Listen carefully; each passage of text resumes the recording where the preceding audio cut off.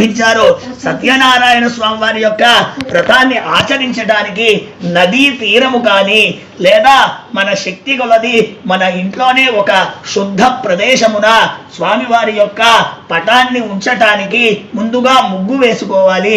ఆ ముగ్గు వేసుకున్న దాని మీద స్వామివారి యొక్క పటాన్ని ఉంచాలి.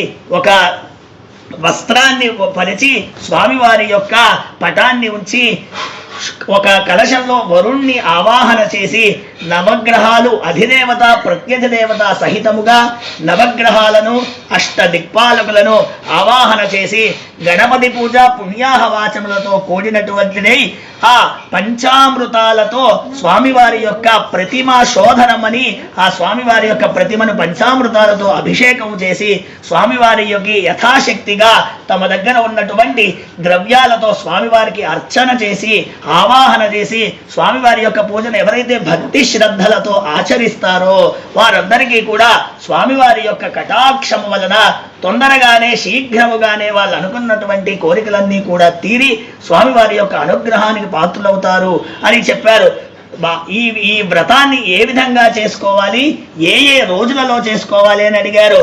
ఏకాదశి నాడు గాని పౌర్ణమి నాడు గాని అలాగే మన ఇంట్లో ఏదైనా శుభకార్యాలు జరిగినట్లయితే ఆ శుభకార్యాల సమయంలో స్వామివారి యొక్క వ్రతాన్ని ఆచరించడం వలన మనకి సకల శుభాలన్నీ కూడా చేకూరుతాయని చెప్పారు.